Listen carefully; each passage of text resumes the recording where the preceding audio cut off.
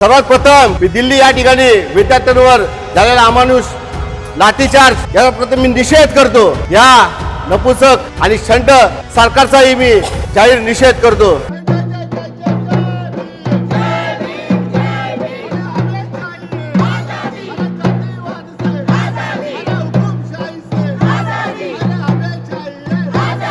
दिल्लीतील जंतर मंतर येथे सुरू असलेल्या विद्यार्थी आंदोलनाला पाठिंबा दर्शवत अहिल्यानगर जिल्हाधिकारी कार्यालयासमोर नागरिकांनी तीव्र निदर्शने केली।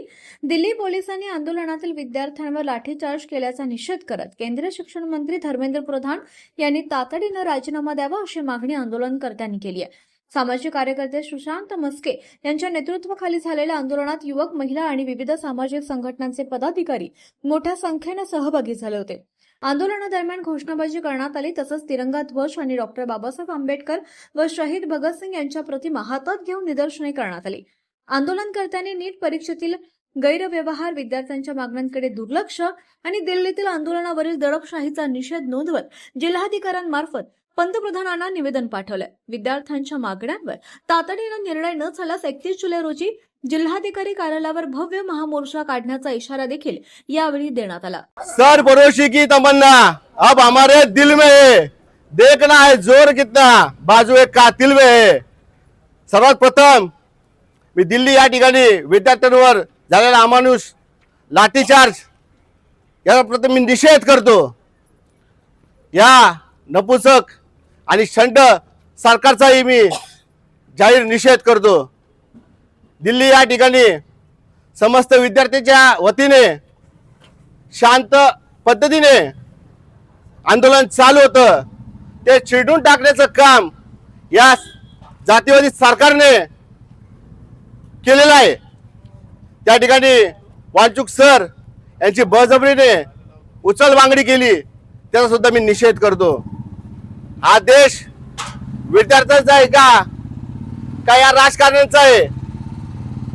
जर विद्यार्थी आपलं घरदार सोडून त्या ठिकाणी शांत पद्धतीने उपोषण करत असतील तर त्यांचा दाबण्याचा प्रयत्न का करण्यात येतोय?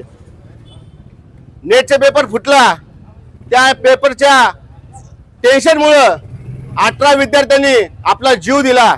आज त्यांच्या आईबापांच्या जीवावर काय बीतत असेल याचा सुद्धा विचार या सरकारने केला पाहिजे।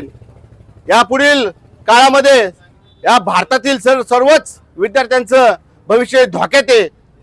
त्यासाठीच सर्व भारतीयांनी आता जागरूक होणं गरजेचं आहे। आपली जात, आपला धर्म, आपला पंथ, आपला पक्ष बाजूला ठेवून एक भारतीय म्हणून आता सर्वांनी पुढे येणं गरजेचं आहे। जर येत्या काही दिवसामध्ये धर्मेंद्र प्रधान यांनी राजीनामा दिला नाही तर येणाऱ्या 31 तारखेला या अहिल्यानगर कार्यालय या ठिकाणी आम्ही समस्त भारतीयांच्या वतीने, भारतीय नागरिकांच्या वतीने महामोर्चा काढणार आहोत।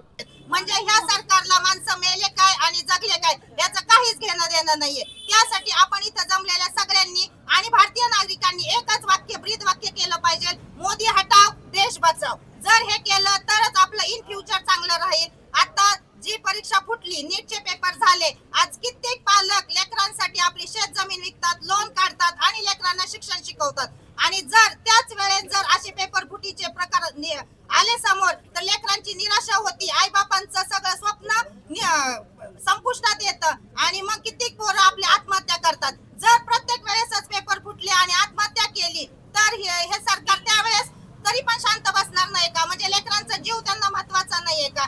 जर शिक्षण जर पैशाच्या ह्याच्यावर जर झालं तर आपल्या येणाऱ्या काळामध्ये कित्येक मोठे माणसं शिकून जातील, पण गरिबांच्या लेकरांचं काय? त्यासाठी सरकारने धर्मेंद्र प्रधानचा राजीनामा द्यावा आणि त्यांना लवकरात लवकर